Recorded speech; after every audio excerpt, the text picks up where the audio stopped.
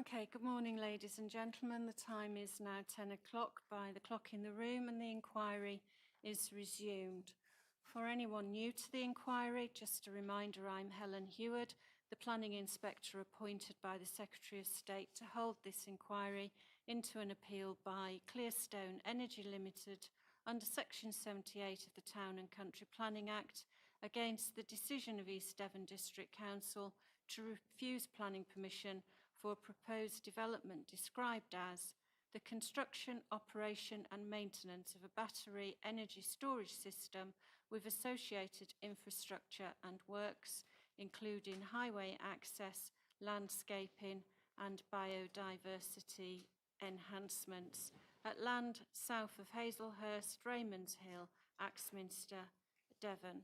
This is the third day of the inquiry, so the usual reminders: please check your mobile devices are on silent, please. Regarding a lunch break today, we'll see how we go, but I'm thinking we might go for an early break today and to suit how the evidence is going, but we'll review that as we progress. We had the fire alarm test yesterday, so if the alarm sounds, you are to treat it as an actual alarm. So please remember, we are to leave by the doors at the back, go down the stairs and to meet in the council car park. Is that correct? Thank you. So today we continue with Mr. Blunden's cross-examination on battery safety this morning, and we are moving on to evidence on hydrology from the Rule 6 party later today. Housekeeping matters before we return to Mr. Blunden. Does the council have anything to hand in? Not at the moment, no. There's one point of housekeeping that I would like to raise, though, and we don't need to pick up now necessarily, but it's to do with timetabling and rooms that the council has booked. So I don't know, we might be able to pick that up at the end of the day when we can take stock. I'm in your hands. My feeling is the end of the day would be good. We'll be able to see if we've managed to catch up on any time and take a better view as to where we're going. Do you agree? Yes, very, very happy with that approach. It seems to me to be sensible. I think we are probably going to have to pick things up a little bit this afternoon, but I'm sure all of us will be mindful of what we need to assist you with and matters that perhaps we don't need to cover in such detail. Okay, so are there any more housekeeping matters at the moment? No. Okay, so without further ado, please, would you like to resume the cross-examination of Ms. Blunden? Thank you.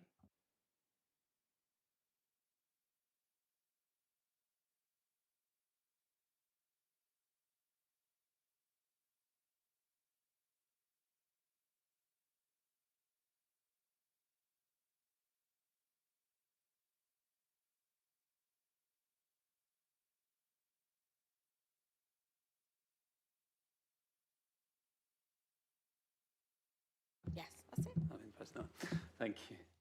Good morning, Mr. Blunden. So if we just pick up where we got to yesterday without going through it all again, but where we got to at the end of yesterday is we agreed that the large-scale fire test didn't test a scenario where the unit was damaged at the beginning of the fire. That's right, isn't it? Good morning, Ms. Parkinson. Before I answer that question, and I think you'd expect me to say this, Madam, if I may, I'd like to go back to a point at which I asked Mr. Parkinson a question yesterday, and he was unable to provide me with the answer. He referred to a picture in core document 9.7, which is the assessment of potential impact of fires at best facilities. So that's figure 11. And it's from an incident in Warwick in New York in June 2023. And I asked the question because that would have affected the way that I answered everything else that he asked me. Sorry. Yeah, so sorry to interrupt, Mr. I need the core document reference. I didn't get the core document reference. Core document 9.7. Thank you.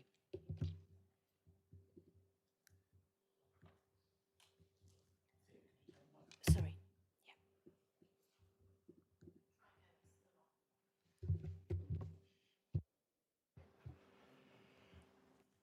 One of the questions I asked was what was the technology in use, what was the container, and did it have very similar properties to the one that the appellant was proposing for this development? He was unable to answer me that question. So with the time that I had on my hands last night, I went into the EPRI database, as I said I would do last night, and looked for this particular container and looked for the reasons why this particular incident happened.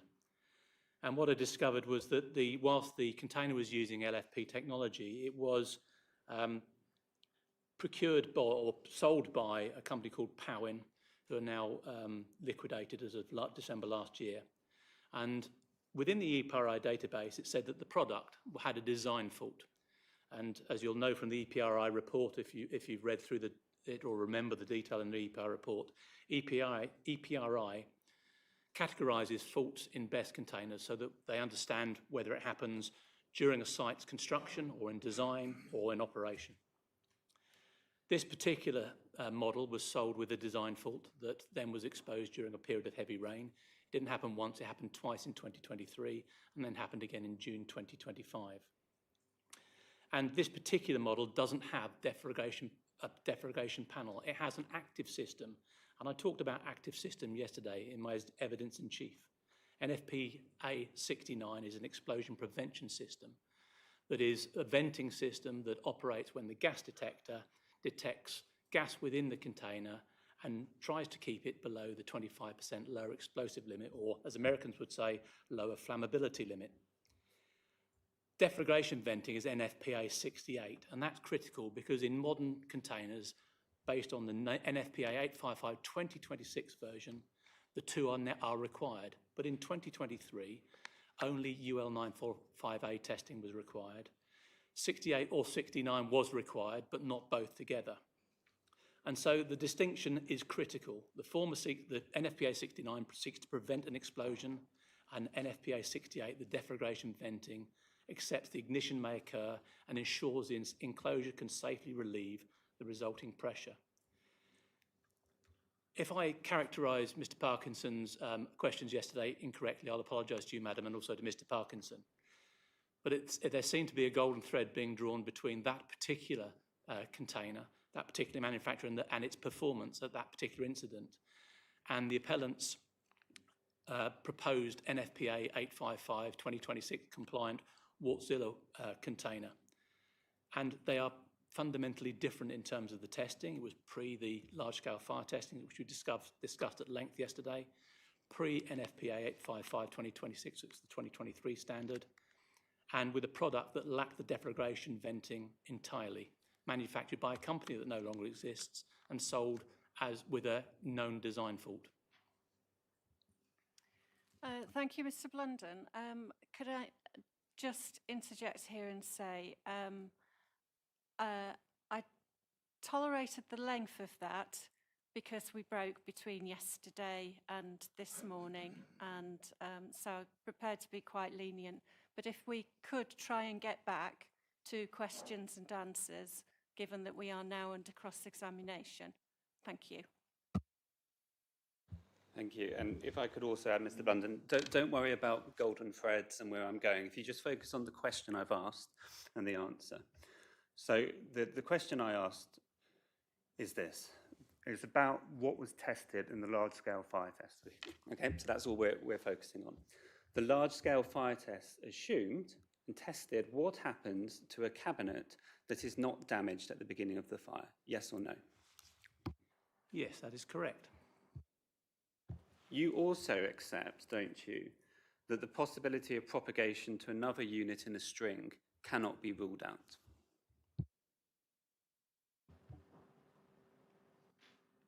No, I don't.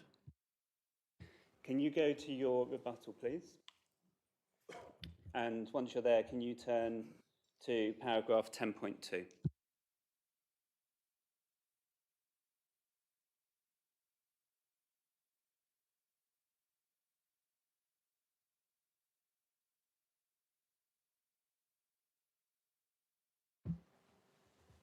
And you say there, the appellant has never said that propagation is impossible.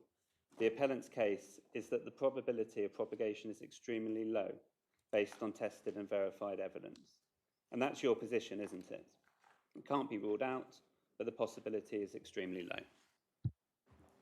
Possibility is extremely low, yes. The fire test demonstrated there was zero propagation to adjacent units.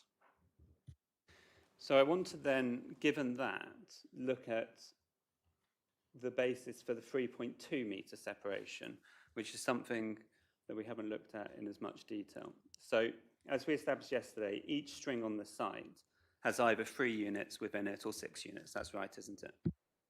Yes, that's correct. And there are a number of strings on the site that have 6 units, aren't there? Yes, that's correct. And we've calculated, I think it's in Mr. Laxon's evidence, that there are 24 strings that have 6 units and 28 strings that have 3 units. So almost half the site is made up of strings of 6 units. That's right, isn't it? I don't know that detail.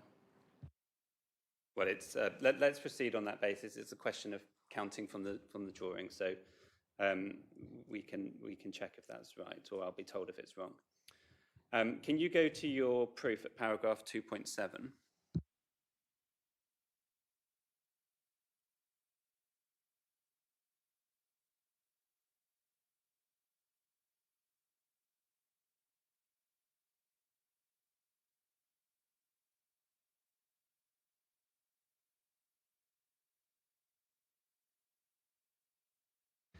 And you say there, figure 2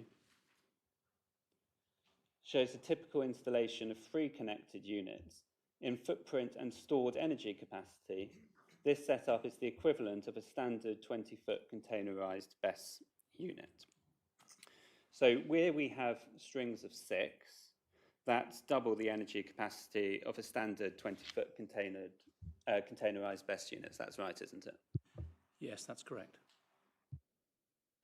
Now, in terms of the 3.2 metre separation between strings, that has not been tested in a real-life fire test, or certainly not one before this inquiry. That's right, isn't it?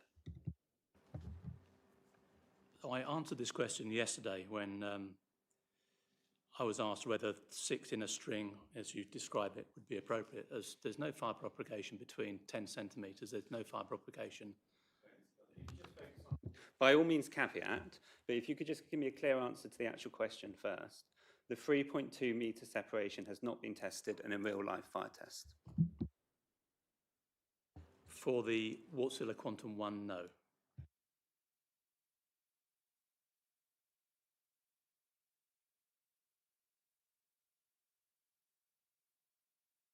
My golden thread, fine. Can we go to CD 1.36? This is the site safety report.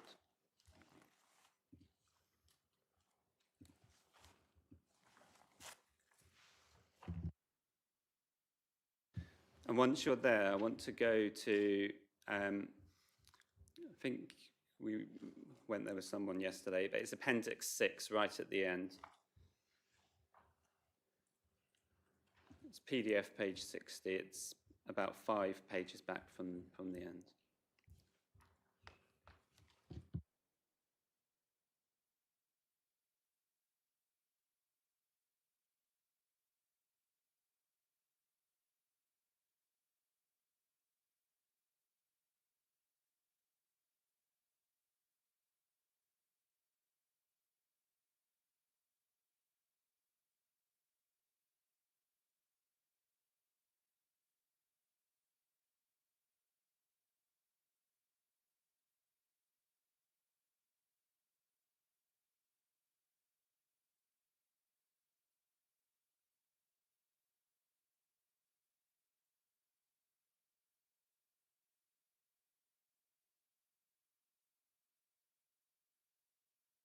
So we can see from the heading, row-to-row fire propagation analysis. So this is looking at the separation between strings. And it says a fire model in FDS was set up to analyse the potential of row-to-row fire propagation when one full row of quantum BESS cubes is under a fire condition. For this one scenario was modelled containing 3 rows of quantum BESS units 3 metres apart, with 3 quantum best cubes in each row. And then it goes on to describe the test. So what this is showing is what happens if you have a string of 3 units that are all on fire. Is that correct?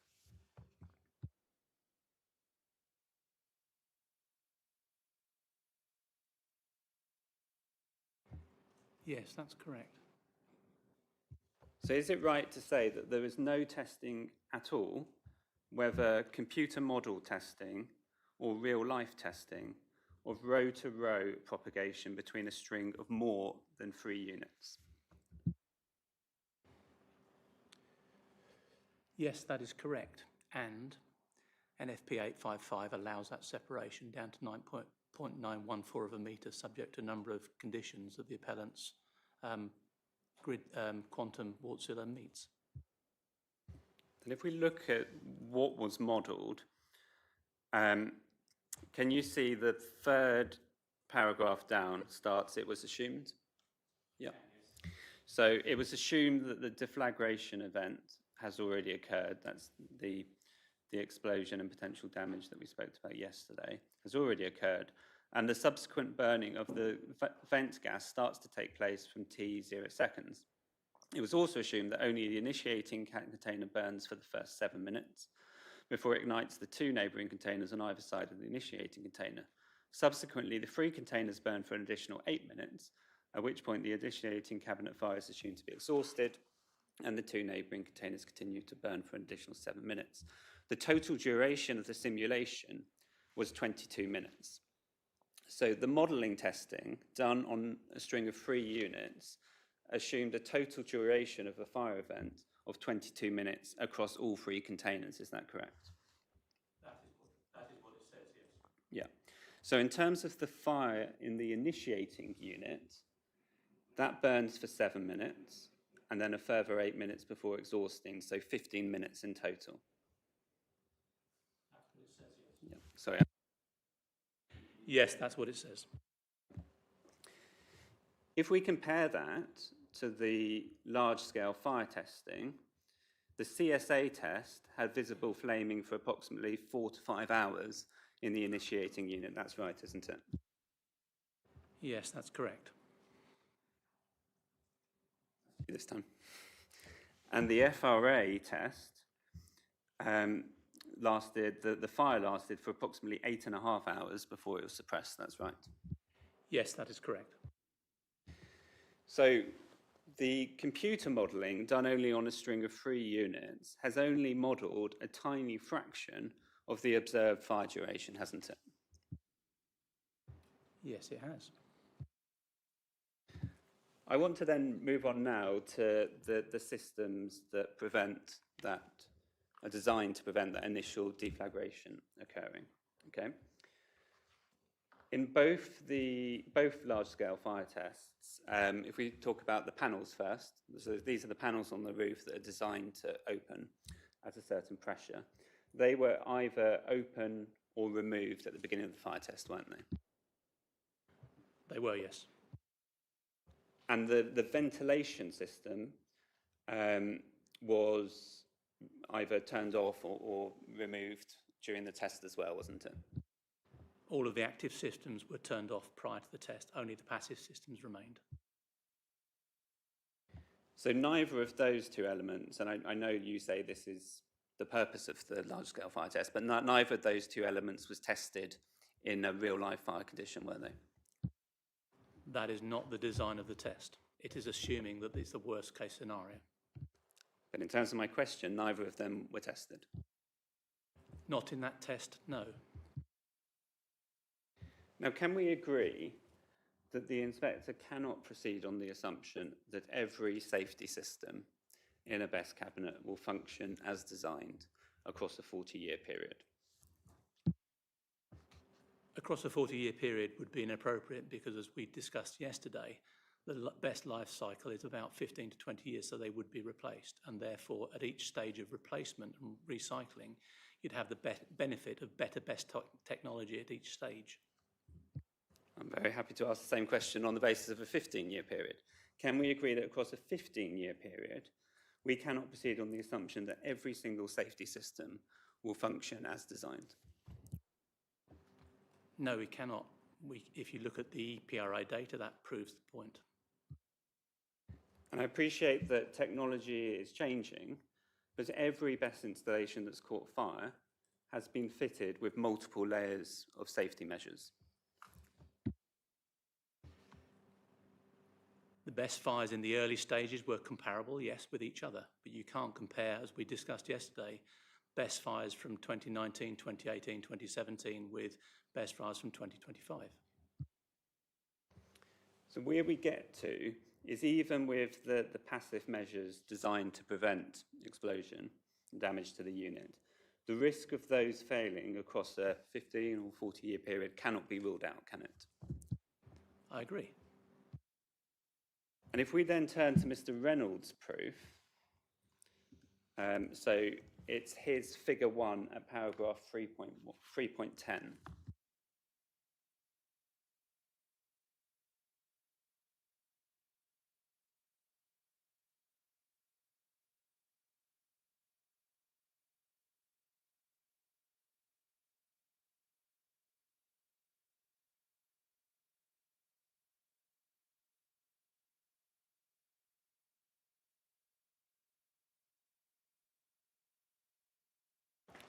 Have you got that, madam? Have you got that? Yeah. So he set out here an annotated site layout plan. And can you see there's 2 circles, and the black one says 30.5 metre NFPA 855 responder exclusion zone for explosion risk. Can you see that? Yes, I can. And that's there because it's recognised that even with modern advances, there is still a residual risk of explosion at a BESS facility, BESS unit, isn't there? No, it's recognised that there is existing best technology, like the one in New York or at New York, that doesn't benefit from the NFPA 855 2025 standard. So you're saying that that exclusion zone isn't required for facilities that have deflagration panels and venting? No, I'm not saying that. In the UK, we'd put in a 50-metre inner cordon as a standard. And that is because it is recognised that even with those features, there is still a residual explosion risk, isn't there?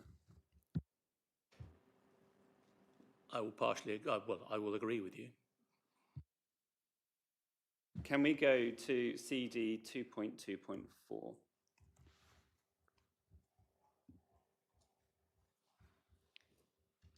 Which is in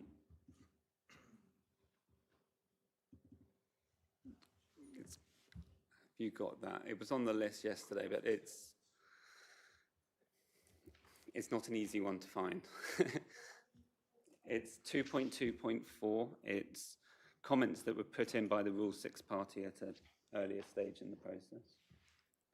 But I don't know if this helps, but what I'm going to is the CEA report about quality risks in BESS facilities. So if you've got that, no, okay.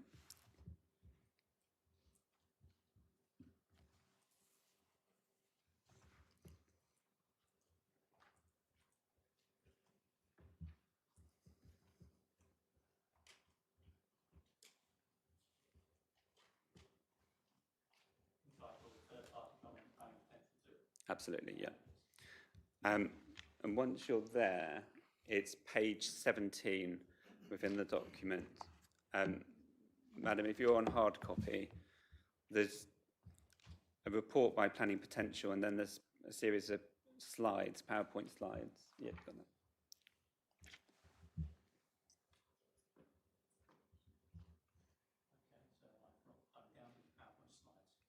Brilliant. So this is a report produced by Clean Energy Associates. I think I'm right in saying this report is also referred to in the EPRI database that was put in yesterday. Is that right? I can't confirm or deny that. But you're certainly, you haven't taken issue with what's said in this report, have you? I haven't read this report, so I can't take issue or not. Well, we'll find out if you do in a minute. Can I take you to a couple of references, and then I'm going to ask you a question. If we look at the first page,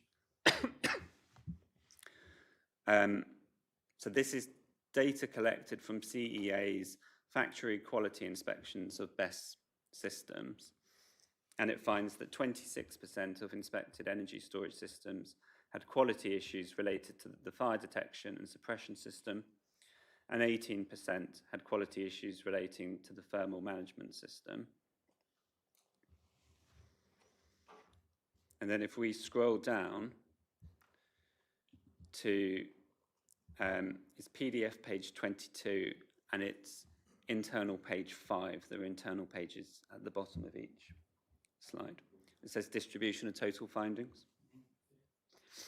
And it says that system level defects accounted for nearly 50% of our QA findings.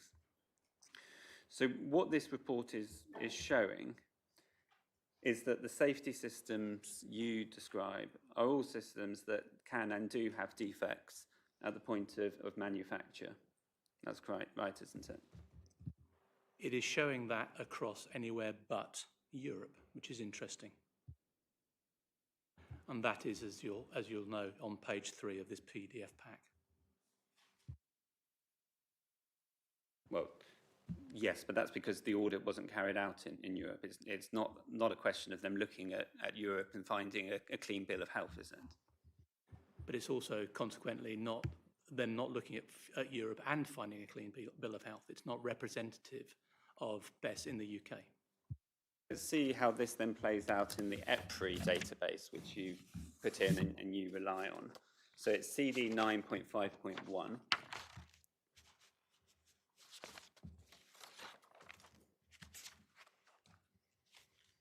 Once you're there, if you can turn to page 5.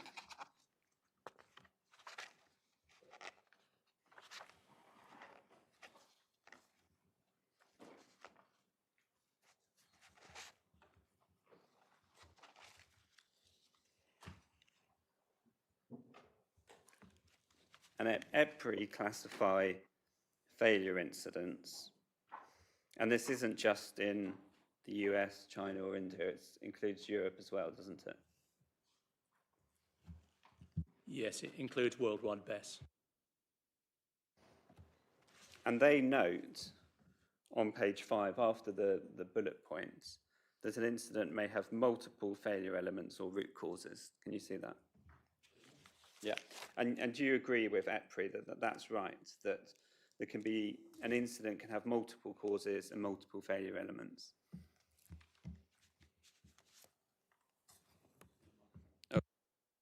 Yes, that is correct. And if we just think about the two elements that you particularly rely on here, so the ventilation system and the flaps or the panels at the top. In terms of the testing of the ventilation system, that's the NFPA 69 ventilation test. The NFPA 69 is, yes, the ventilation test, yes. And that tests what happens if the ventilation system works as it's designed, doesn't it? It doesn't test what happens if it fails. It's the design of the ventilation system in compliance with the NFPA, yes. Could you just answer my question? It tests what happens if the ventilation system works as designed. It doesn't test what happens if it fails. That's correct, because the large-scale fire test tests what happens if it fails. It tests what happens if it fails and there is no structural damage to the unit. Yes, it tests if it fails. That is what the large-scale fire test is done to test worst-case scenario, yes. We're never going to agree on whether it's worst case, but we've established what's tested. And then in terms of NFPA, just one more reference to take you to. So it's CD 13.5.12. It's Appendix 11 in Mr. Jones's proof.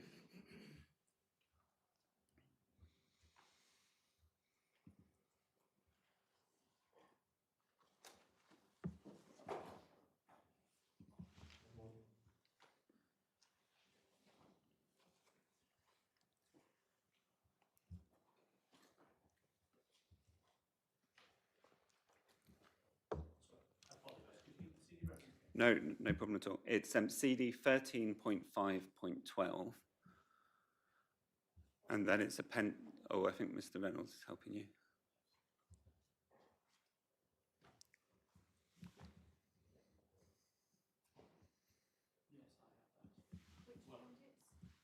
It's Appendix 11.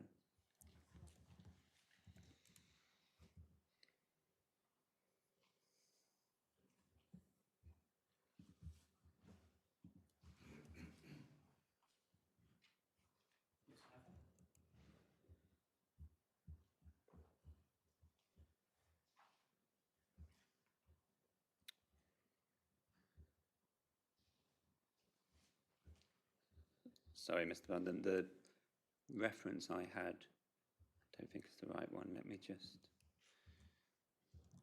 give you the right page. Yeah, it's hang on.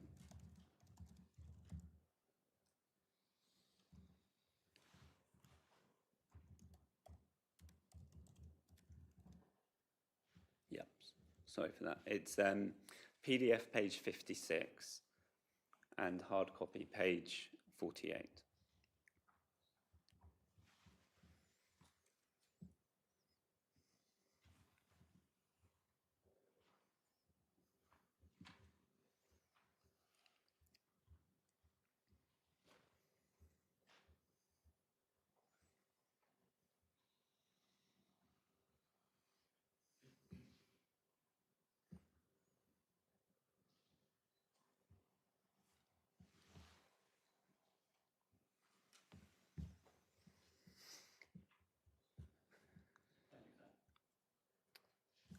Yes, it should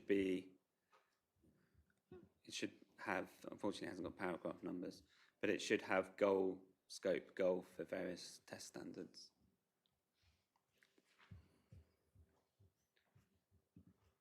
So it should say towards the bottom, the scope and goal of NFPA 68 are defined as follows.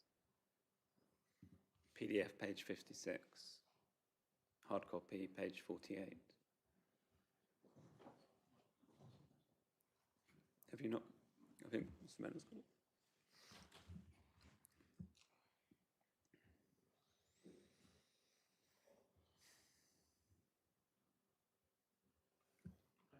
Yeah. So this sets out, this is the only place I could find it, but it sets out the standard, what's been tested through the NFPA 68 test, which is the testing that's done on the vents. That's right.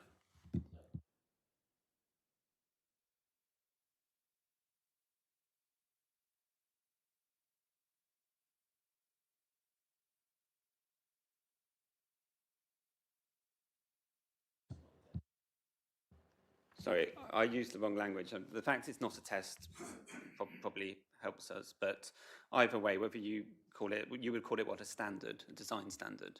It's a design standard Okay. based on an adopted British standard. Okay, well, let's look at what the design standard is, though. What it's designed to achieve is that it applies to design, location, installation, maintenance, and use of devices and systems that vent the combustion gases and pressures resulting from deflagration within an enclosure, so that structural and mechanical damage is minimised. So the design standard does not seek to eliminate or remove any structural damage. It seeks to minimise it, doesn't it?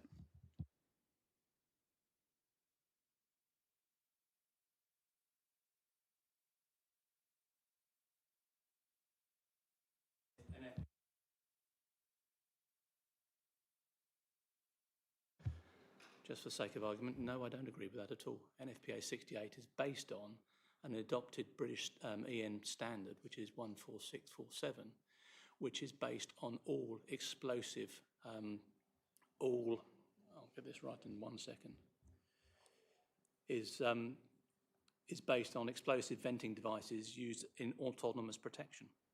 So it's not just related to BESS, it's related to all autonomous protection in all industries. Sorry. Okay, so you're saying that this is an inaccurate summary of the scope of NFPA 68. If that's the case, I'm sure that's something that we can just get the standard and see what it says. But that's your position. Yes, that's my position. We can check that rather than taking time on it. And then finally on the testing, UL 9450A, there we go. You made reference to this several times yesterday. That tests propagation under controlled conditions, doesn't it? Yes, that does. And as you explain in your proof, large-scale file tests are now mandatory because the UL test, I think your language is, didn't fully capture real-world failure risks. That's correct, and you see that in the Warwick, New York example you used yesterday. So if the inspector has concerns about the robustness of the large-scale fire test carried out here, the UL, I'll just call it UL, testing that was carried out, doesn't provide sufficient guarantee by itself that inter-unit propagation will not occur. No, the two have to happen together, UL 9540A testing and then the large-scale fire test. Thank you. If we then move on to water supplies, which I think is for you, is that right? I'm not sure where the division of labour is between you and Mr. Reynolds. You spoke about it yesterday, but if it's more Mr. Reynolds' matter, I'll ask him. It depends on the question you're going to ask. I'm sorry to be oblique, but it depends where there is a crossover. That's fine. I don't mind who I ask. I just want to make sure that if I don't ask you, Mr. Reynolds doesn't say, oh, that was for Mr. Blundell. So shall I tell you what topics I've got on my list, and you can tell me which are you and which are Mr. Reynolds. So I got questions about how much water would be applied through boundary cooling, so water quantity. That's you? Okay. Got questions about whether water would be applied to stop a vapour cloud. Okay. Giving Mr. Reynolds advance notice. That's fine. I've covered that yesterday in evidence. That's fine. Yeah. Recirculation. The practicalities. Probably want to ask, you could ask both of us for the practical firefighting, and that would be the chemist response. Okay. Okay. I think practical firefighting.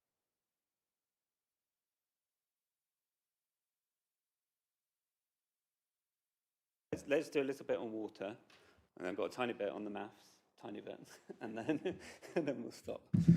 Okay, so water supplies. Can you go to, sorry, just on water, Mr. Reynolds talks about the real-time temperature monitoring in quite a lot of detail, whereas you don't. Is that a Reynolds, even though it's not to do with chemicals, it's a Reynolds matter? If he talks about it, it's a question for him. Fine. Let's go to your proof at paragraph 2.36.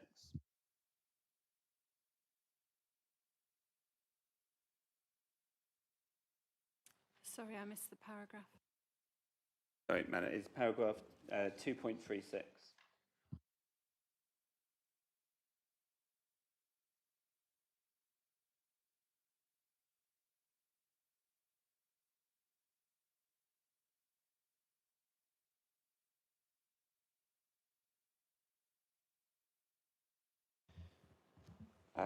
And what you've set out here, and it's easier just to take it from your proof, is an extract of the response from the Devon and Somerset Fire Service.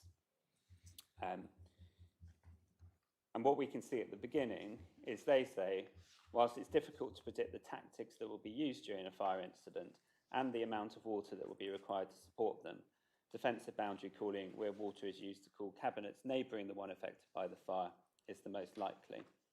And then it goes on to say that the calculations and assumptions made in the site safety report appear to be reasonable. And we'll come on to what those assumptions are.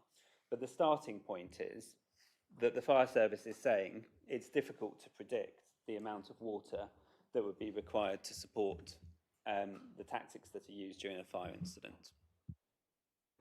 That is correct, that's what it says. So then let's go on and look at the calculations and assumptions that were in the site safety report. So that's back to CD 1.36.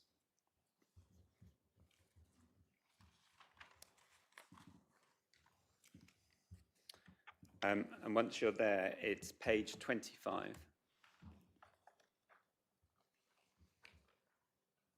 PDF page 25, hard copy page 24.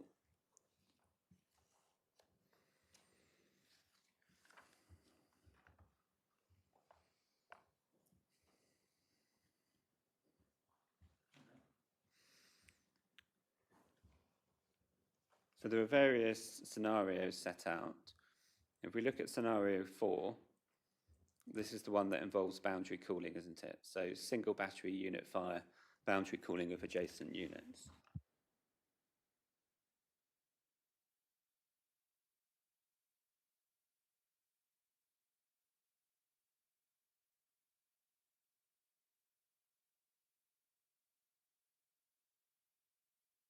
Yeah, those are good.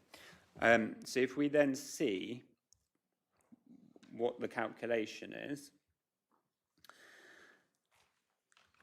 and explains how it's derived, but if we go to paragraph 3.40, it says at 1600 litres per minute, 2 hours of continuous boundary cooling would require 192,000 litres of water to be available on site. And then it goes on to say, if boundary cooling is applied intermittently with 15-minute application periods followed by 15-minute non-application periods, then that same volume would suffice for 4 hours of boundary cooling. Yes, it does. So the assumption in the report is 2 to 4 hours of boundary cooling, depending on whether it's applied continuously or intermittently. That is what it's saying, yes. Can you turn to your rebuttal at paragraph 18.2?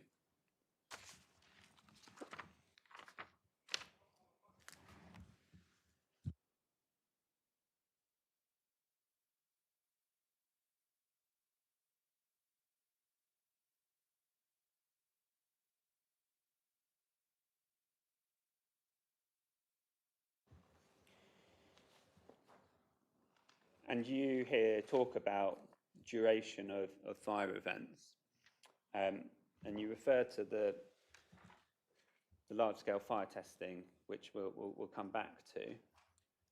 But then towards the end, you say, I reference the best fire at Tilbury. This involved a larger container-style BESS unit and burnt for 24 hours.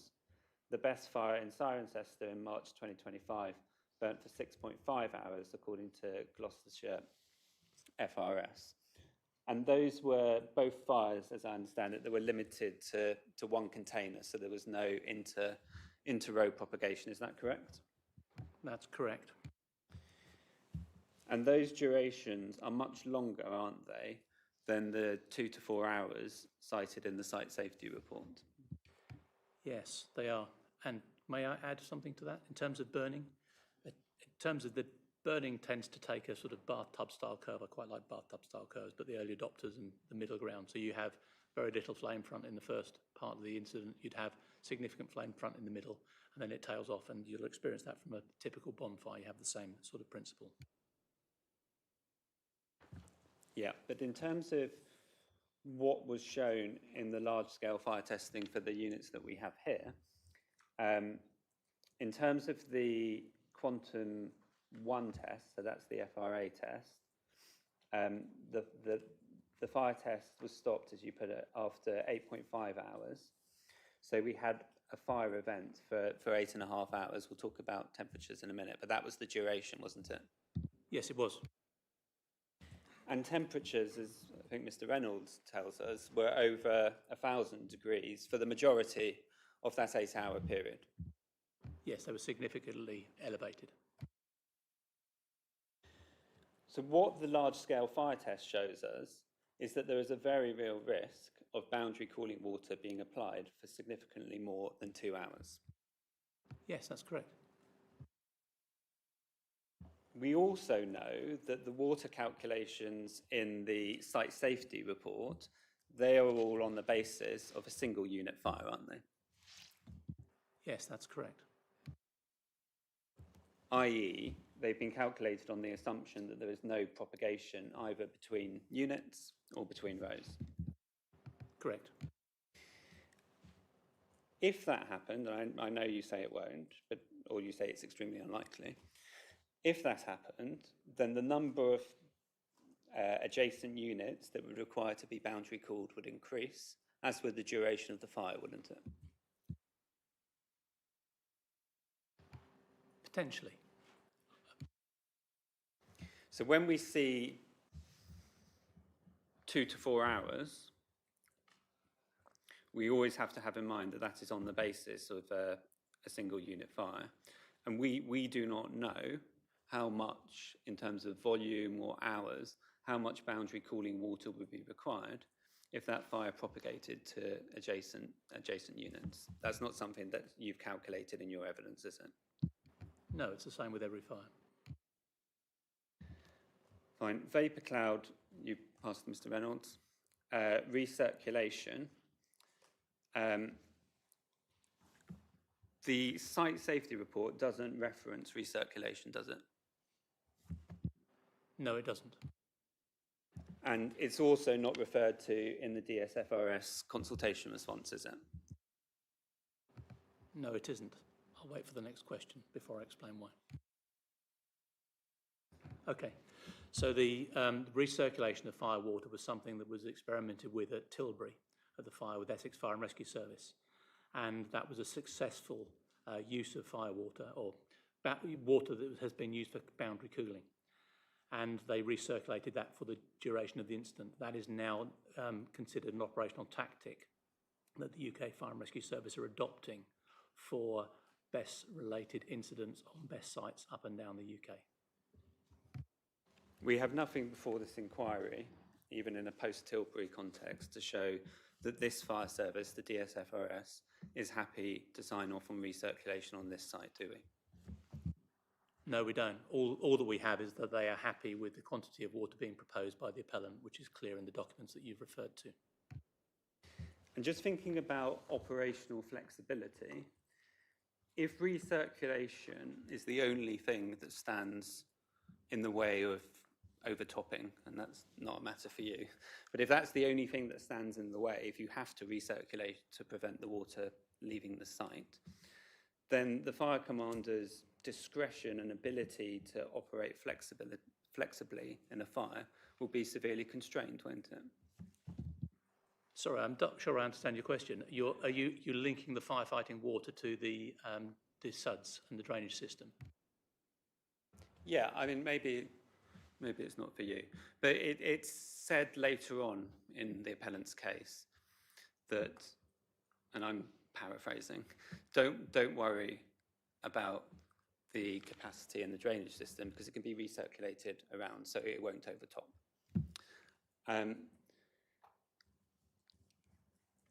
In the event of a fire, if the fire commander is told effectively, you have to recirculate, otherwise this water is going to overtop and there's a contamination risk, that would severely limit their tactical flexibility and discretion in a fire event, won't it? It's not the sort of thing you'd want to hear if you were a fire commander attending a site, would it? If that message was given, it would be a very interesting discussion between the Environment Agency, the Hazardous Materials Protection Officer, and the Incident Commander, yes. Thank you. Got a couple of questions on Pound Road. Can you go to that? It's CD 7.3.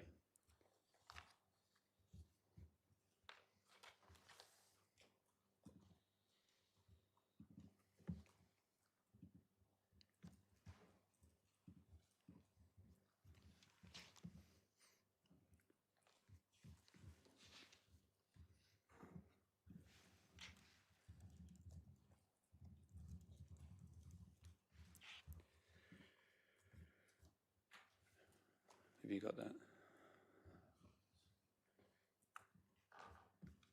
And once you're there, if you can turn to paragraph 74.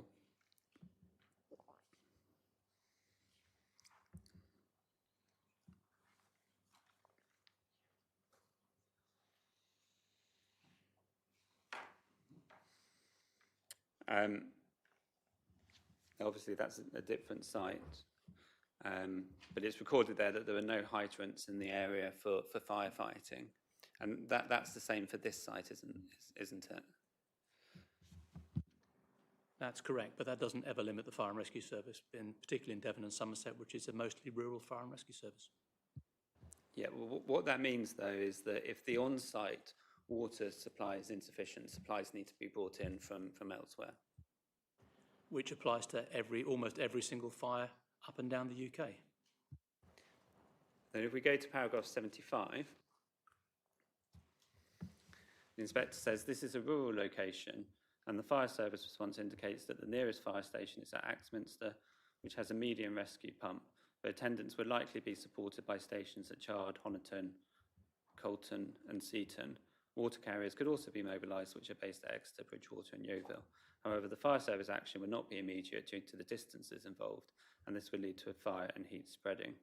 In addition, this may divert the fire service away from other emergencies for a considerable time, thus exacerbating risk to lives and property in the wider community.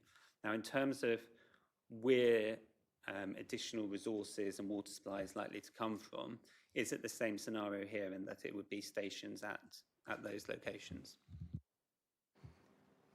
Yes, it would be the same, but that is also the same for every house fire, RTC and any other emergency that the fire and rescue service are called to. You don't base a decision on an incident based on what may happen. You base a decision on an incident on what will happen at that particular time. And should further resources be required to support an incident in that exact area, then there are 7.2D facilities, sections 13A facilities to call fire and rescue service resources in from other fire and rescue services for that very reason. Thank you. Now, we know that the fire service didn't object to the planning application at Pound Road. So that's something you were aware of? I am aware of that, yes. And there's another recent appeal decision at Wareham Road where similarly the fire service didn't object. Again, are you aware of that decision? I am aware of that they didn't object, yes. And in both instances, the fire service would have reached that view having considered the information submitted by the applicant and taken the view that both of those proposals were safe. If they offered no objection, my assumption would be that they were content with the proposals complying with the relevant guidance, yes. So can we agree that whilst obviously the response from the fire service is an important consideration, I don't think anyone's suggesting otherwise, they can on occasion get it wrong? No, I disagree with that completely. You're suggesting that a professional fire service at fairly senior level would look at risk in their area, which is a statute under the Fire and Rescue Services Act, and assess the risk incorrectly. I don't agree with that, no. Thank you. In our remaining time, we're going to turn to some calculations, which I'm sure we're both looking forward to. So can you go to your proof at paragraph 1.10?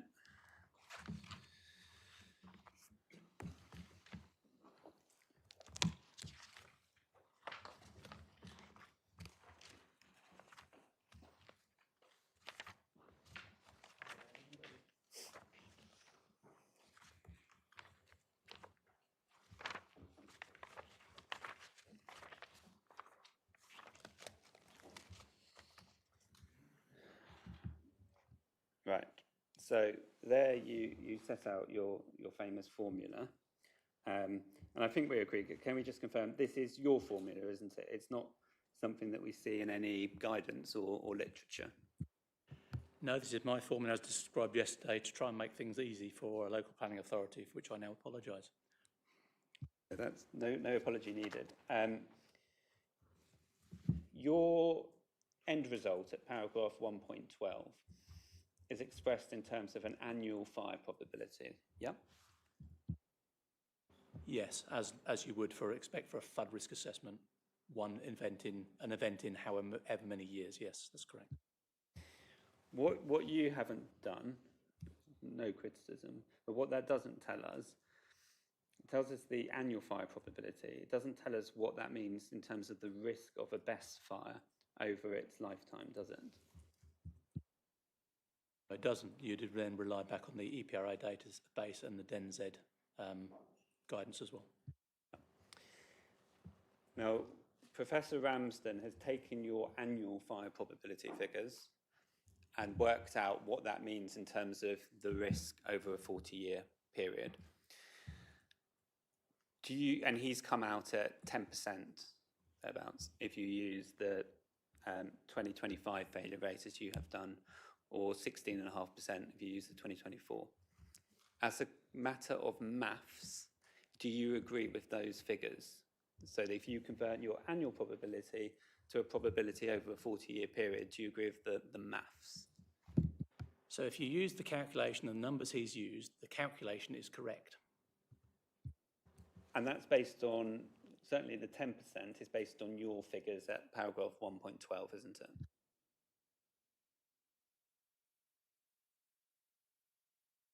No, it's not. I disagreed with this yesterday. Well, let's get up Professor Ramsden's rebuttal then. I mean, he's said that it's based on your figures. I mean, I think it is, but let's check.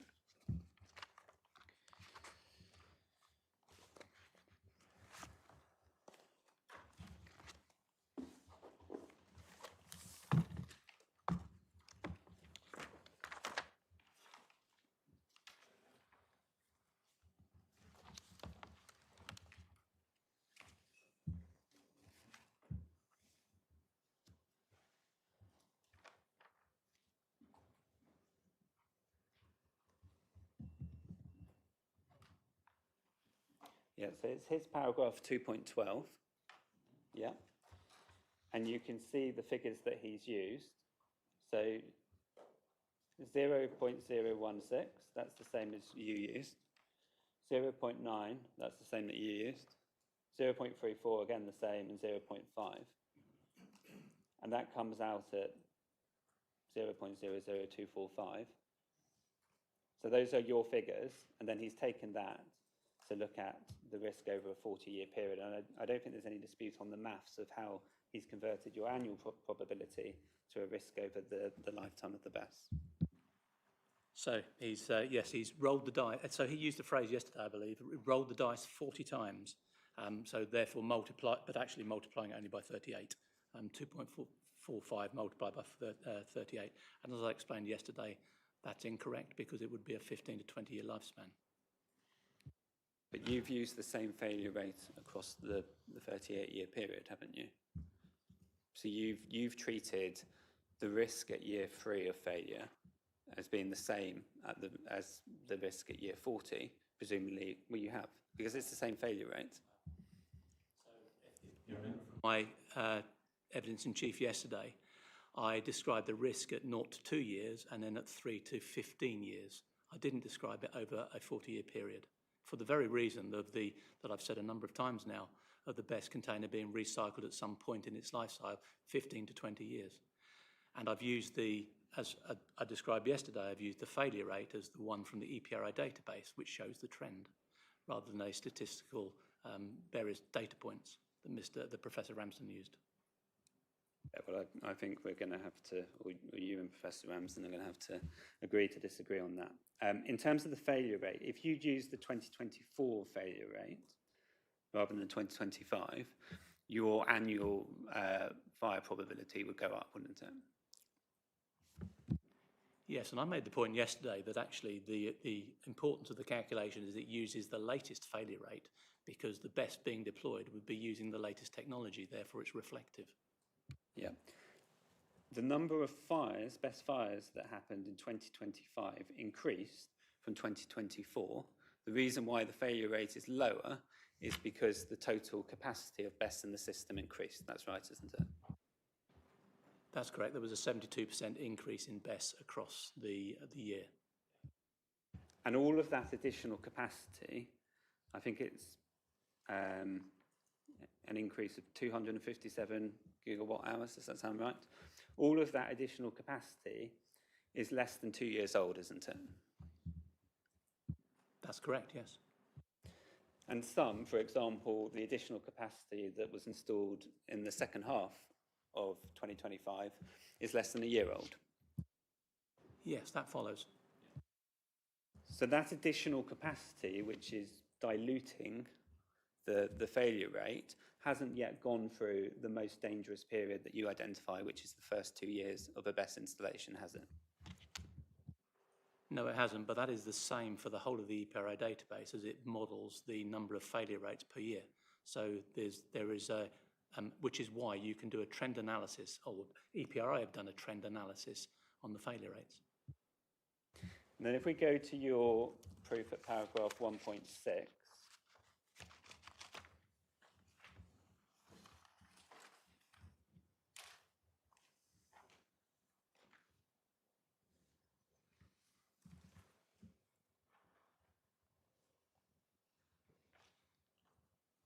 and you talk about this and you talk about lower incident rates. But then you go on to say, due to the limited detail available regarding the design type of BESS containers that have experienced a fire, it's difficult to ascertain the reduction in risk due to recent design improvements and international standards, particularly NFPA 855. So what that means is it's difficult to determine which of the safety measures proposed here are already accounted for in your risk calculation and which may potentially reduce it further. Is that correct? No, can I be partial on that? That's partially correct, but it wasn't until the 855/2026 standard that required both 68 and 69, and not every developer has done that. What we can agree, though, is every single BESS that was installed and is reflected in the EPRI database, at the time that it was installed, the manufacturer, operator, regulator took the view that that was a safe installation, didn't they? They took the view that it was a safe installation, compliance with the guidance in place at the time, yes.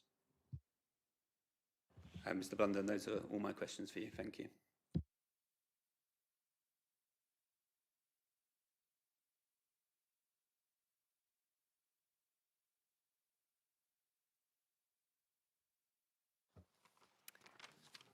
Just a few questions from me, Mr. Blunden. Just from something that you've just said, just to clear up in my mind, I thought I heard yesterday that you said that typically the units would be replaced about 12 years. I think I heard you say just now 15 to 20. I used the figure 12 years yesterday, madam, in the calculation that it would be 0 to 2 years would be the initial, the 72% in the EPRI database, and then 3 to the remainder of 15 years. That would give us about 12 years. That's the time that I used that figure, 12-year figure only. That I referred to it as 15 to 20 years yesterday, I believe. Okay, so it is 15 to 20 years. Yes, that is correct.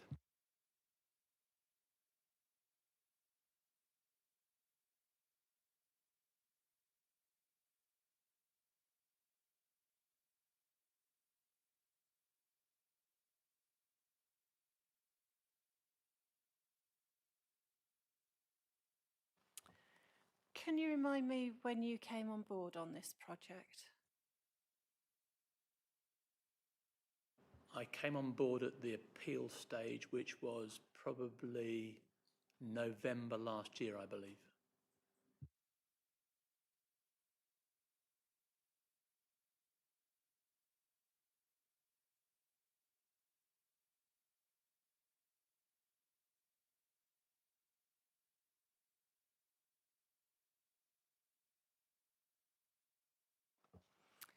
And yesterday we were looking at a letter from the fire service.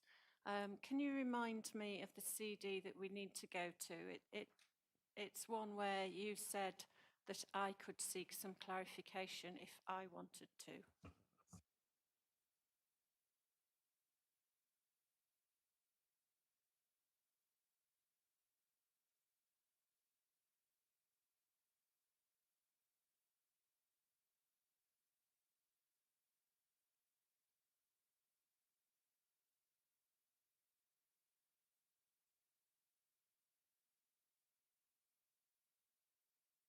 Thank you.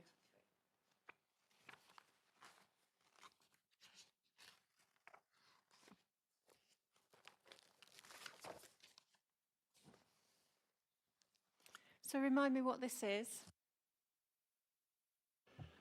So this was a letter that was sent by Devon and Somerset Fire and Rescue Service to the appellant at the end stage of the consultation period with them.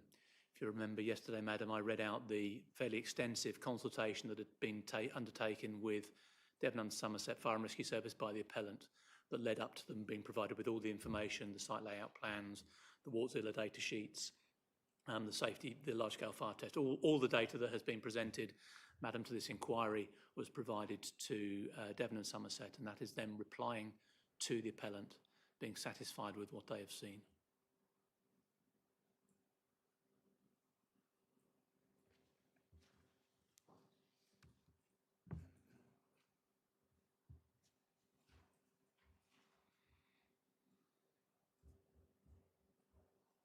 And at the time of this, we have the previous National Fire Chief's advice in place.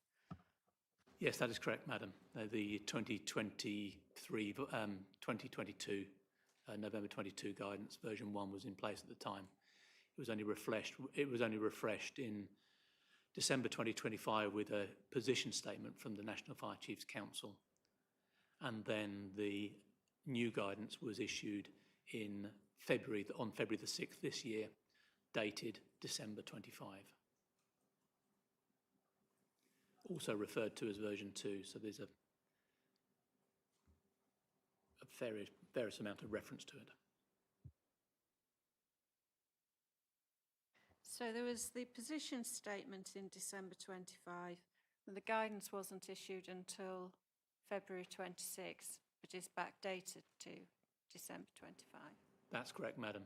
And also at the same time, in July 24, the NFCC issued some draft guidance for consultation. And it's interesting to see the draft guidance has followed through into the December 25 NFCC guidance.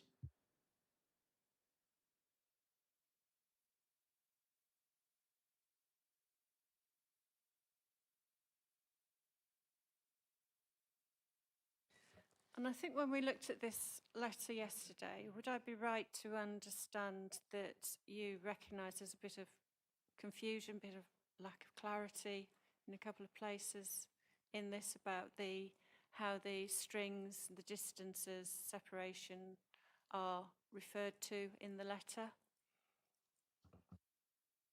I don't believe I made that assertion, Madam, but I may well have forgotten. You may well be correct. So what was it you were saying that I might like to seek greater clarity on then? Sorry, I apologise. I understand now. So in terms of because the December 2025 guidance came out on the 6th of February, and it is only me assessing the current NFCC guidance against the scheme design, I suggested that you may wish to approach Devon and Somerset Fire and Rescue Service and ask them to look at this scheme design in the light of the NFCC guidance if you wanted that further reassurance. Was that something that you suggested to the appellant that they should do for themselves? We had that discussion, Madam, yes. And? Devon and Somerset refused to engage with me at the time because I was asked, and they were unwilling to engage because I was representing the appellant.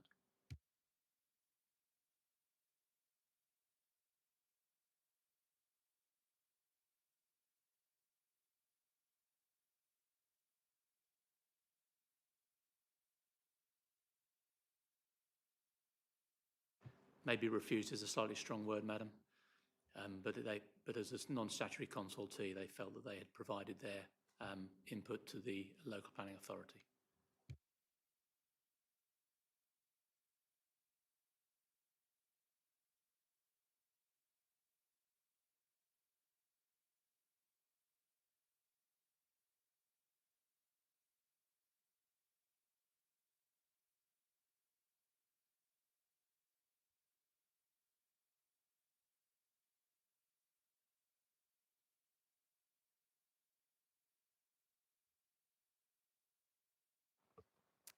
Did you then ask the local planning authority if they would consider going back to get an update for the inquiry?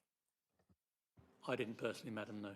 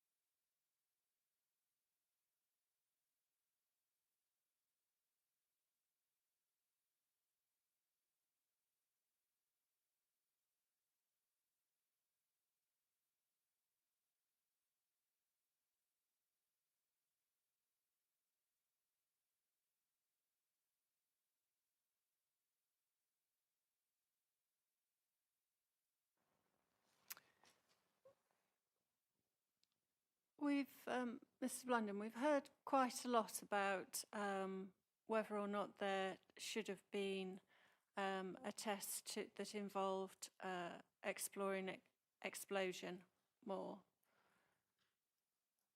In your professional opinion, do you think there should have been more evidence on this?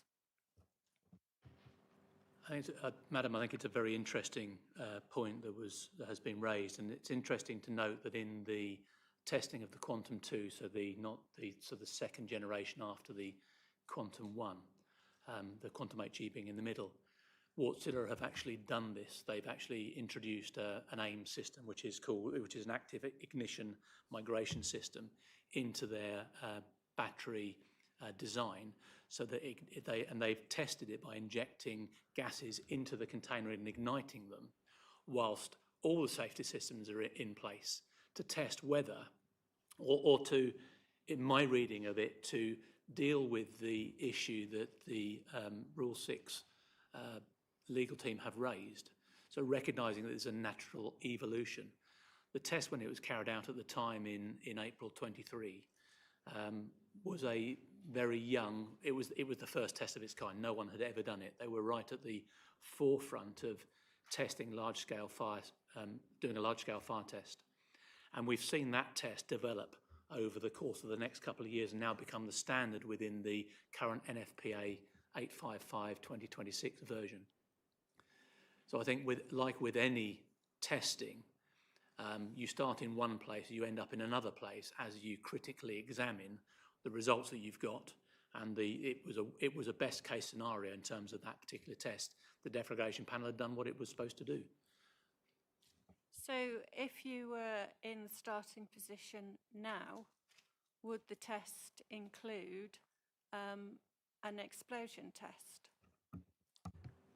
Based on what we know now, with additional couple of years of hindsight, you would start from the position I believe we're in now, as you would with all any stable door legislation. I don't quite understand the answer, I'm sorry. Sorry, I apologise. I think with hindsight, you would always look back and say, I wish I'd started here when I started over there, but sometimes you're not able to develop it because of a lack of understanding. Things develop over a period of time. So you would have wished you'd started here with a test the test that has now been involved for the Quantum 2. Is that what you're saying effectively? From a professional perspective, I believe the testing that's undertaken now has improved significantly on what was already a very, very good test.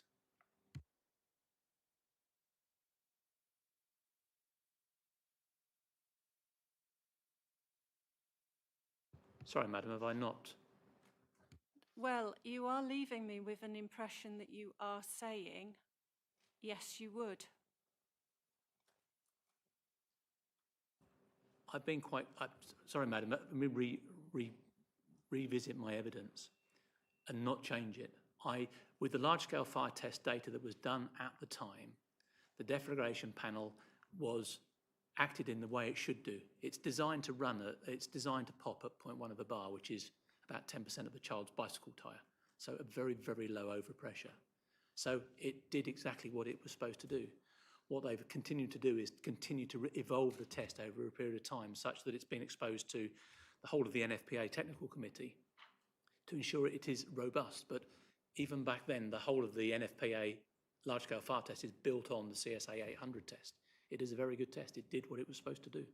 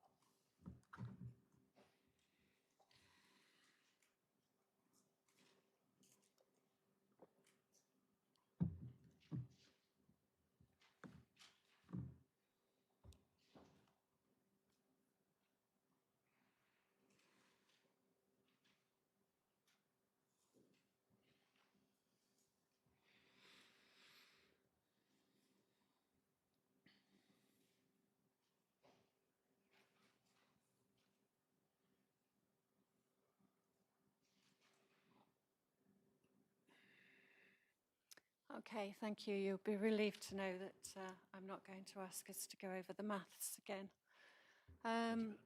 Okay, I'll leave my questions there. Thank you very much. Thank you, Ms Osmond-Smith. Thank you. Just one or two matters, please, Mr Blunden, if I may. I do want to just deal a bit more with explosions and projectiles. I have just a few questions on those. How likely, in your professional opinion, do you regard an explosion or the release of projectiles, if that's the correct terminology, to be at this site based on this design? Vanishingly small. Are you aware of any BESS explosion or the occurrence of projectiles where deflagration panels were present in the design? No, I'm not.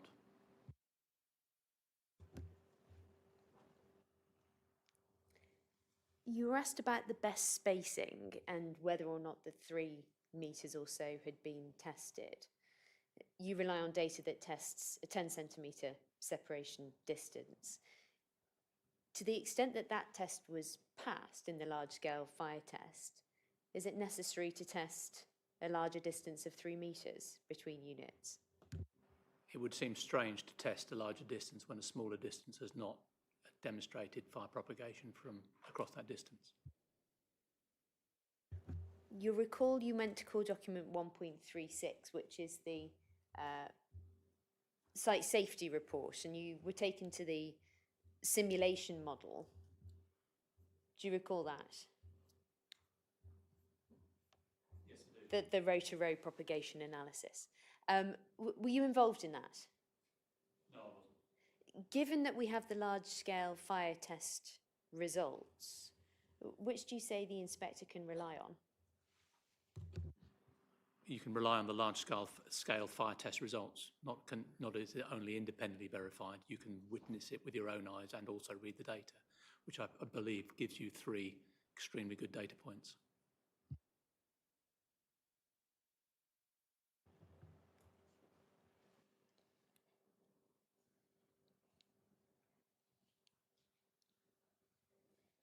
Then I want to know about the fire service involvement in an active fire event at the site. Does the fire service, when attending a fire incident, have any role in environmental protection? Yes, they do. If something that they would undertake has an impact potentially on the environment, yes, they have that responsibility.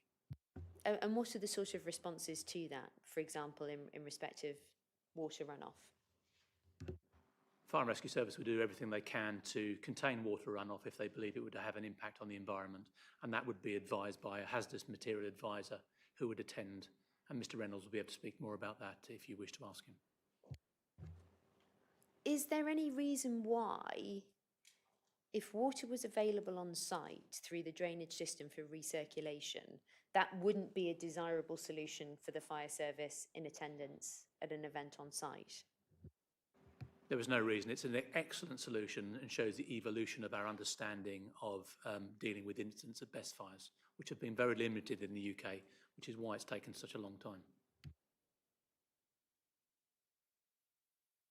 And then one of the questions you came to was the new guidance in 2026, and you've carried out an assessment against that guidance in your evidence.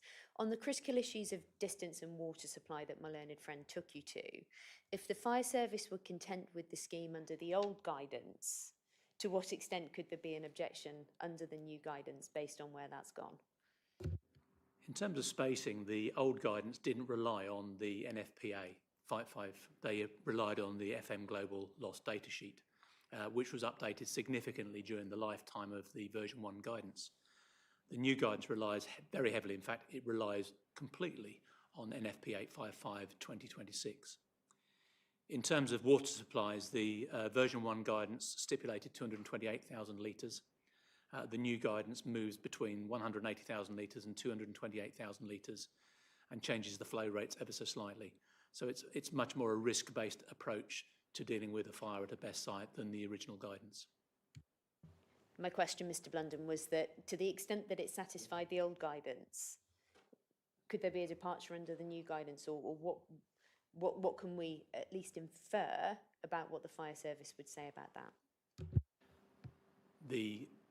There is no departure under the new guidance from the approval by Devon and Somerset on the old guidance.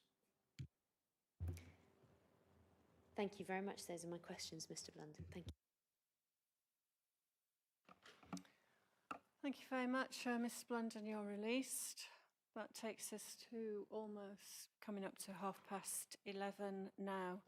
I suggest we probably take a break of about half an hour or 40 minutes at this point, and then later on we'll take a similar sort of break to give us a good changeover between evidence, although I see Miss Osmond-Smith's looking slightly perplexed at my thinking. So, What I'm thinking, we've got Mr. Carpenter next, haven't we? And if we have a normal break now, I don't know how long my learned friend's got, but we could have Mr. Carpenter in chief and then have a lunch break after chief. do we think we can get Mr. Carpenter's evidence in chief before lunch break? Yeah, I think so. I think we could do it in an hour and a quarter. I don't think we timed it. Yeah, we have, well, I think we could. Yeah, if we took 10, 15 minutes now, I think we'd be done by 1. Okay, so if we reconvene at 1:45, and then we will be aiming to take a longer lunch break at 1 o'clock. Yeah? Okay, that's what we'll do. We'll adjourn until 1:45. Thank you, everybody.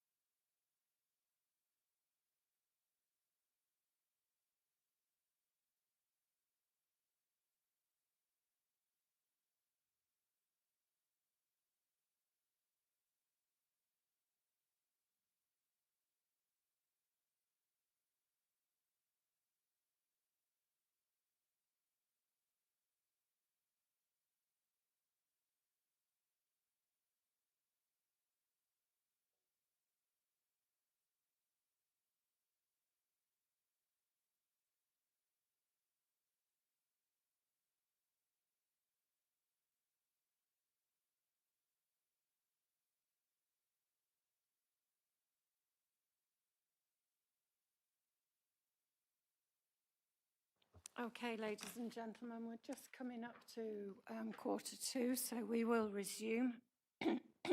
Excuse me. So we are now going to move to the evidence of Clive Carpenter. Mr. Parkinson, do you want to call your witness? And just a reminder about we are taking evidence on oath. Do you have the oaths? You have a sheet? Okay. Thank you. Mr. Carpenter, do you want to read out the oath?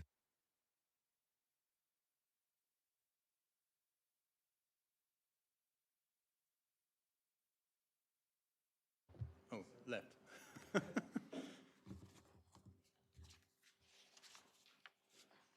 I do solemnly and sincerely and truly declare and affirm that the evidence I shall give shall be the truth, the whole truth, and nothing but the truth. Thank you, Mr. Carpenter. Thank you. Madam, before I introduce Mr. Carpenter, there are two core documents we're going to go to. The first is CD 1.78.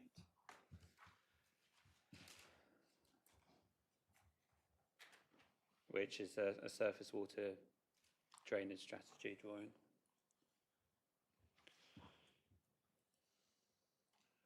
And then the second, and apologies, I should have mentioned this morning at the beginning, there's one additional document that's been added to the core documents, and the appellant knows about this and doesn't have any issue. It's guidance from Syria on containment vessels that Mr. Rigby refers to in his rebuttal. If you're happy, Madam, both parties have agreed that that should be in the core documents, given that it's been referred to. And Mr. Carpenter will be talking to that. It's got a CD reference. It's CD 12.21.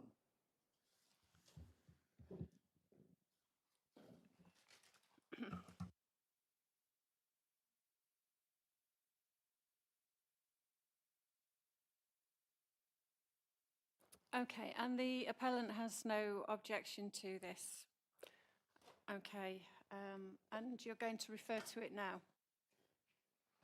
In the next hour, yeah. Okay, are we going to need any adjournments to look at it? Has the appellant addressed? I mean, I think if I understand at the end of the examination in chief what points are to be drawn out, then I can have the lunch adjournment to understand if I need to examine any of those points. So I'm sure it will be made explicit through my learned friend's examination. Hence you probably need the full lunch break. Good, right, marvellous. Let's carry on then on that basis. Thank you, I'll accept it. Thank you, Madam. Mr. Carpenter, I'll just introduce you by reference to it's section 2 of your proof. And we can see there that you're Clive Carpenter. You have a BSc Hons in geology, an MSc in hydrogeology and groundwater resources, and more than 30 years of postgraduate experience in water management and impact assessment projects in the UK. And you set out the various institutions that you're a fellow of and chartered member of. And you also confirmed that you're a member of the International Association of Hydrologists, and was an IAH British chapter committee member and being the IAH British chapter secretary. Is that all correct? That's correct. And is it also right that you gave hydrology evidence on similar topics at the Pound Road inquiry? That's correct. Thank you. In terms of topics, just to set out a route map, Madam, we're going to deal first with the receptors here, then look at the question of whether clay with flints prevents infiltration, then the capacity of the containment drainage system on this site, and then finally looking at the reasonable worst case in terms of firewater volumes that would be put into that system. So those are the main topics that we're going to deal with. And Mr. Carpenter, if I can just ask you to start off by in your proof, you've set out a source pathway receptor model as part of your assessment. Can you start off by explaining what and who are the receptors in this case? So the source pathway receptor model is an approach to looking at the potential for a source of contamination to reaching receptors, and it travels through a pathway to do that. The receptors in this case are the groundwater and the surface water, which are controlled waters under UK legislation. And they are the ecosystems, the wildlife, the livelihoods, and the people who use that water. The people in the local area, not the main supply, and they use the water for drinking.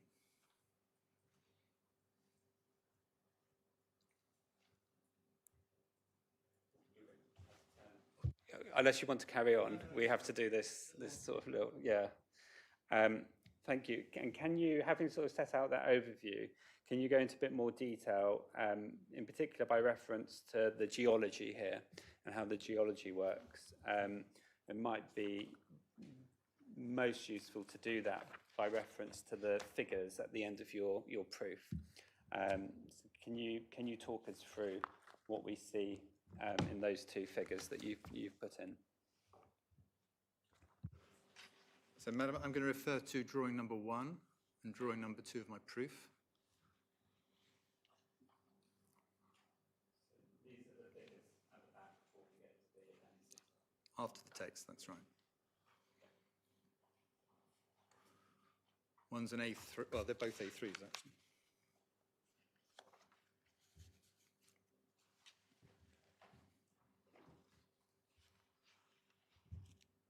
So the first drawing, which is busy, shows a series of color shading, which represent different types of strata.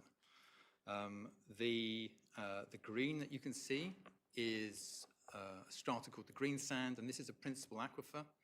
It allows groundwater to flow freely through it, and it's this water body that yields springs that the local residents use for drinking, where they have agricultural livelihoods for livestock, as well as supporting ecosystems and wildlife that rely on those aquatic systems. Beneath, so the pink is a mudstone, which is of low permeability, and that sits beneath the green sand. And it might be helpful, Madam, as I'm not familiar with your geological expertise, and if you have a lot, please let me know. If you go to figure 2, drawing number 2, in the top right-hand corner, you see a close-up of the site, which is the red boundary, and then you see beneath it a kind of a yellow-beige color, and then to the north, southwest, and southeast, you see these green bands, and then you see these purple areas. There are cross-sections drawn on this map, which you can see as AA1 and B1. And these are cross-sections, vertical slices that are showing the geology, if you were to cut through the ground. And you can see that the site is on a hill, and that the beige color is described as clay with flints. Underneath that you have this green, which is this green sand, and then underneath that you see the purple, which is this mudstone. So on the sides of the hill, the green sand becomes exposed. And at the bottom of the hill, the mudstone becomes exposed.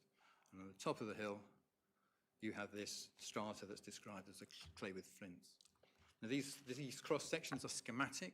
They're intended to show the geology and how water flows through that geology. And you have some abbreviations, which I apologize for. And I noticed we have R twice on these little wiggles. Those R's that are sitting above the ground surface is rainfall, which really should be precipitation, and that falls onto the land.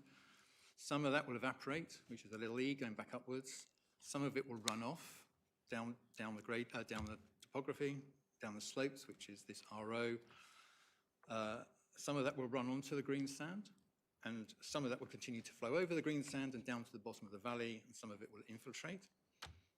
Some of the water will infiltrate into the clay with flints, and then that will flow, or that will then percolate down vertically into this green sand, and eventually it starts to form a permanent water body, and that dashed line, that blue dashed line you see is the groundwater table, or the top of the groundwater that's sitting inside this sandstone.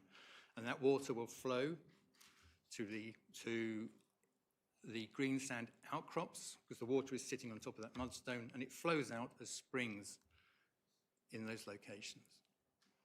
So that's, if you like, a conceptual understanding of the geology and the hydrogeology. And returning back to drawing 1,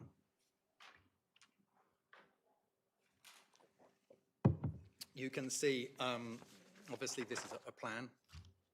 So you have this hill, it has this clay with sands on the top of it, the green sand is exposed underneath that, sits on this mudstone, and the flows that come out of the green sand go to the southwest as springs, and you can see there are springs identified as triangles.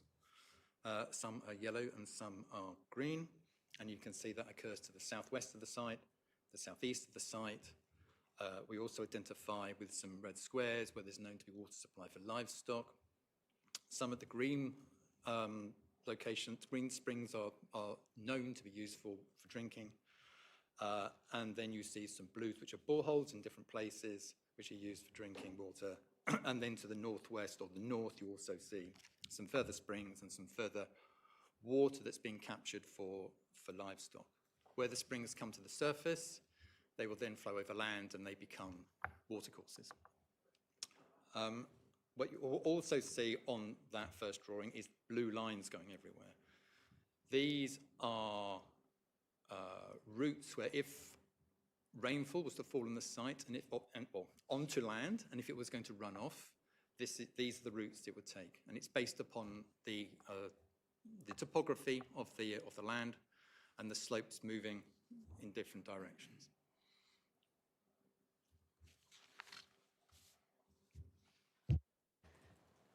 Thank you, Mr. Carpenter.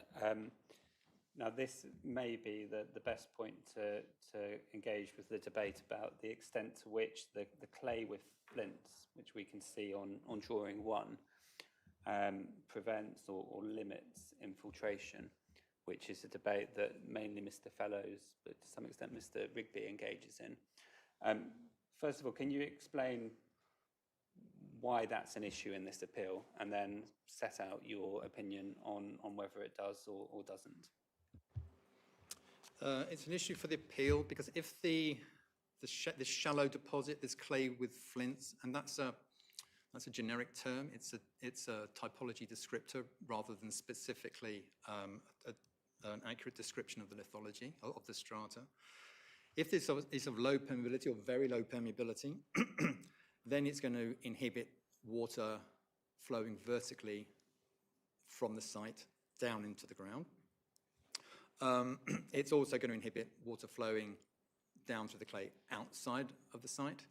And so it's going to limit the pathway from water that falls on the site to get into the groundwater. And it will also inhibit the ability of rainfall to percolate down through that and into the groundwater, both inside and outside of the site. That's why it's important for the appeal.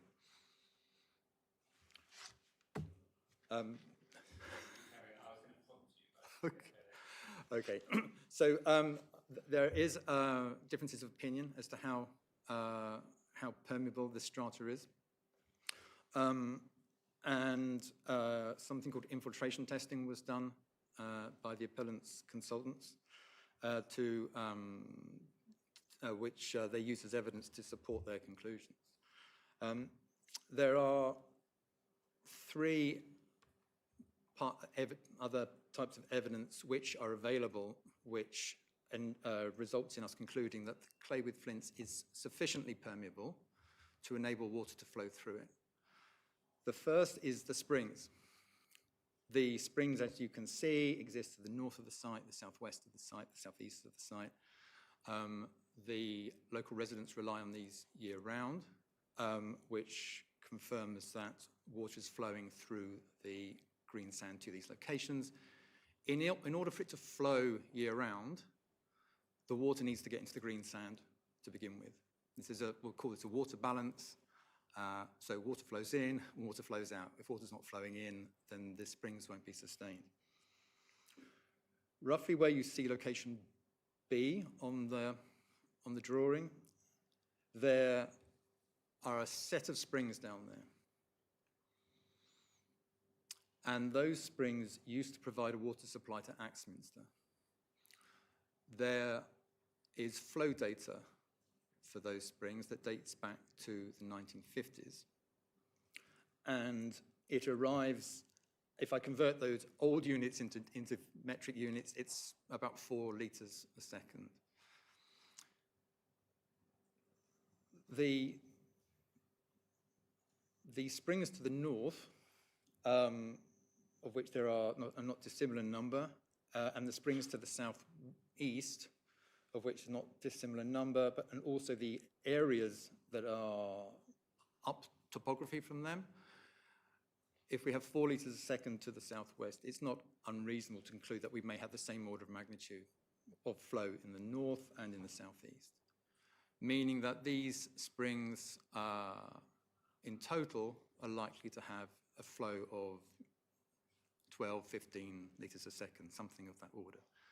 It's probably worth saying that the flow recorded of 4 litres a second at the Axminster supply, or the supply that used to be used for Axminster, was measured at the end of the summer.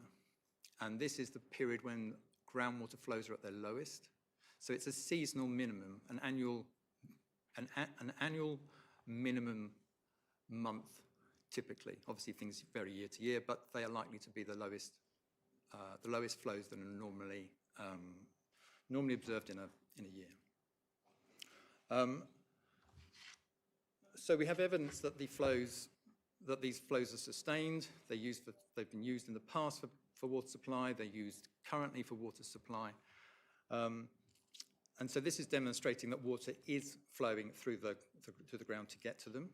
We can do a back calculation to work out what area is required in order to get those quantities of water to the springs.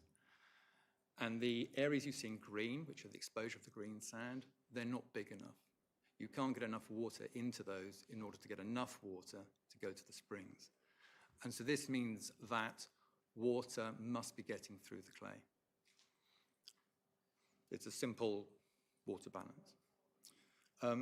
The second piece of evidence is you see the circle which has got black and white hatch on it.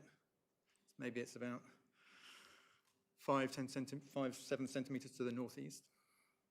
This is a well that used to be monitored by the Devon River Authority.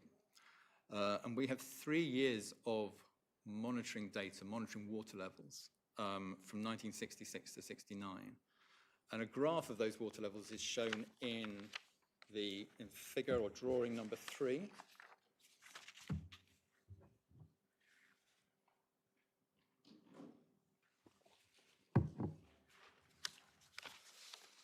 And on the y-axis, madam, it says groundwater depth below ground surface. So this is the depth to the groundwater level, excuse me. And on the x-axis, you have time, and these are in 3-month, roughly 3-month chunks of time. And what you see is groundwater levels rising and falling. If they're rising, it's because groundwater is getting into the aquifer, into the green sand. If they're falling, then it's groundwater leaving the aquifer. So this is evidence of water seasonally getting in and water seasonally leaving. And the location of that borehole is within what's described as clay with flints within the geological map, which is in drawing number 1, figure number 1.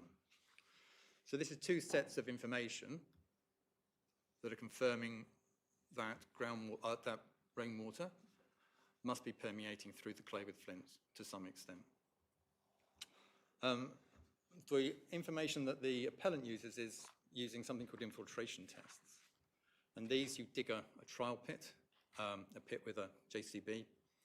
And in some of those pits they dug, and those pits are concentrated in different locations on the site. They're not across the entirety of the site. In some of those pits, they encountered water within the clay with flints. Now, that water has had to have got there somehow. So it's logical that that water got in there by infiltrating down through the strata. There are other trial pits where water wasn't encountered. So it's logical that if water could get into some, it could get into the others. And if it's not there, it means it's permeated downwards. It's trickled downwards. So my interpretation of the water strikes, or the lack of water present in those trial pits, is that water both gets into them, and dependent exactly on your location, water can then get out of them, get out of the geology and percolate down into the underlying strata. The appellant will refer to some of the results of these infiltration tests, and that they showed that water didn't infiltrate very quickly into this strata. The purpose of these infiltration tests, which are also referred to as soak-away tests, is to see if water can get into them quickly enough that they can be used as a soak-away. So this requires very permeable ground in order to do that. They don't demonstrate that it has no permeability or that it's effectively impermeable. It just means not enough water flowed in during the period of a test, which was usually between 1 and 2 hours. I guess by way of an analogy, if you took your sink and you filled it full of water and you pulled out a plug, maybe the sink would empty in 5 seconds. If you filled it full of water and you took the plug out and then rammed in a flannel, it might take a couple of minutes to empty. It still empties, it just doesn't empty very quickly. And an infiltration test or a soak-away test, because it's trying to prove that there's a certain permeability that's sufficient for soak-aways, there's a period of time where if enough water doesn't permeate in at that time, the test is considered a failure. So they have a very specific purpose, and they're not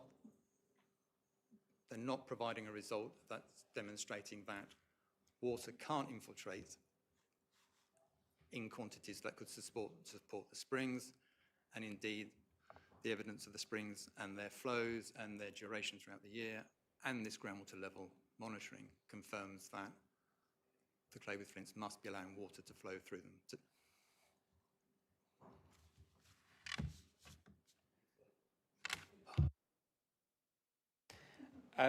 So that's your position on infiltration through the clay with flints. Let's say, though, it's found that the appellant's right in terms of the extent to which that's permeable. You said right at the outset that surface water here is a receptor as well. Can you just explain a bit more about that and the relevance of that to what you've just been discussing? So going back to this source pathway receptor model, the receptors include the groundwater and the surface water. If there's water flowing from the site, it'll flow into local drainage and it flows into watercourses. Those watercourses are controlled waters, so they are receptors. So if water doesn't percolate down from the site and from the clay with flints, it will flow across the ground, across this clay with flints, down onto these green sand exposures. Some of it will infiltrate and then get into the groundwater that way, and some of it will go in, some of it won't, and it'll go into these surface watercourses, which are protected receptor. Some of the springs that I've referred to, which are being used for water supply by local people, they capture surface water runoff as well, unintentionally usually, when they're extracting the water from where the spring emerges, then runoff gets down into that point as well. So it's also possible that surface water can go directly into these water supplies, although that's mostly groundwater. But clearly, surface water runoff is going to these watercourses, which are control waters in themselves, but there are also ecosystems, wildlife, and indeed livestock who may well be using that water as well. So these are pathways, and they are receptors. Thank you. So that's the receptor. And now let's look at the pathway. And the appellant's case, part of the appellant's case is that the pathway is broken here by the on-site drainage and containment system. So let's look at that and what it is. So probably, unless you tell me otherwise, which you may well do, there's a drawing at CD 1.78.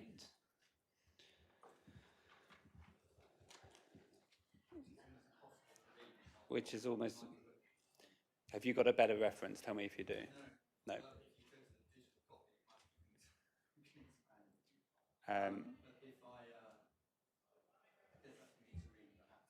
Yeah, do you want to just talk us through this and explain how it works in summary? So there's a drainage scheme on the site. It is designed to manage surface water to prevent it leaving the site and increasing flood risk. So it's a surface water management scheme that's designed to hold water briefly and then release it. There are 3 parts of the site that function slightly differently. If you look at the site, madam, you'll see that there are some orange lines running across the site. So you can consider that the site is divided into 3 parts. If you like, a middle bit, a bit to the east and a bit to the north, to the west, northwest. Each of these, I think, is referred to as a terrace. But you can imagine these as 3 terraces, if you like, and they're essentially flat. And they consist of slightly different thicknesses of gravel upon which sits the best facility and the ancillary infrastructure. The largest and upper terrace, when it rains or when there is a fire and the fire water, or the water that's used for firefighting, will infiltrate, as will rainfall. And in the upper terrace, it is designed to flow through some orifice plates, which are basically small holes that make water flow at a smaller flow rate from that gravel blanket, we'll call it, on the terrace. The upper terrace, the one to the west, has these orifice plates. That water flows into that green line you see, which is like it's a swale, it's a depression, which then goes to that blue shape, thick blue line, which is a basin or a pond, and that fills up with water. So this water gets stored in the upper terrace and it's released slowly to that pond, that basin. And at the bottom of that basin is a pipe, so that basin can empty. So it's designed to hold water during a storm and then release it slowly during the storm and after the storm.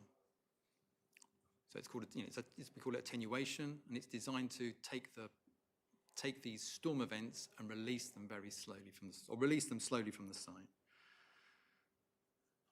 That the pipe at the bottom of that basin is designed to empty the basin, and that pipe then runs down the eastern side of the site, and it passes through a penstock, which is a valve that can be shut, and then it passes through a hydro brake, which is a structure that's designed to reduce the flows, the volumes that are leaving with time, out of sight. So it's a way of throttling back the flow, if you like. And that's what happens from the upper terrace. The middle terrace, for want of a better description, also has this blanket of gravel underneath the ground surface, underneath the infrastructure. And that flows to the lower terrace, which is the one furthest to the east, and it goes through, again, through an orifice plate. It throttles back the flows from the middle terrace to the lower terrace. And then the water from the middle terrace and the water that's falling on the lower terrace then flows out of the lower terrace through a pipe that has a penstock on it and one of these hydro brakes on it to throttle back the flow. And then that also leaves the site, and both of those flow routes go into another green line, which is a swale, another depression, which eventually goes off to the site towards the road on the east and then joins the existing land drainage system. Thank you. So that's a sort of overview of the drainage system and the three terraces. And in the event of a fire, how is the system designed to prevent water running off-site? So when there is a fire, I believe you'll have heard from other witnesses already that when there is a fire, then there is meant to be some monitoring systems that will initiate, and these will close the penstocks automatically, so that if the fire is on the upper terrace, then the water will get into the gravel, into the basin, but it won't be able to get off the site because the penstock is meant to close. If there's a fire in the middle terrace, the water that's used for firefighting will flow into the lower terrace, and then that water will leave the lower terrace and be stopped by the penstock, assuming the penstock is effective. And if the fire is on the lower terrace, then the water will eventually flow out the lower terrace and down towards the penstock. And obviously, if the penstocks fail, then they won't retain the water on the site. Okay, what I think we need to do now is establish the capacity of each of the terraces. And what I'd like to do is do that in terms of the number of hours of boundary cooling water that needs to be applied before the terraces reach capacity and then over top, and we'll come on to how that would work. So can you talk us through that for each terrace, and using the figures that are in Mr. Rigby's evidence, what the capacity is for each of the terraces, and where you say the key pressure points are?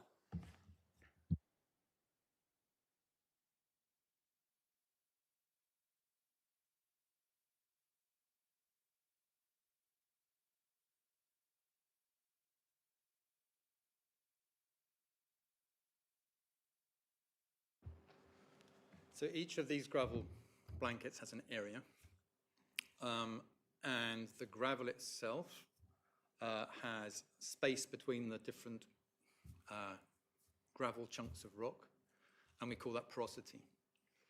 So the storage that is available in each of these gravel blankets is the area times the depth of the gravel times the porosity. And the values provided by the appellant are 314 cubic meters for the lower terrace. Oh, I'm sorry, yes. Sorry, it's the proof of evidence.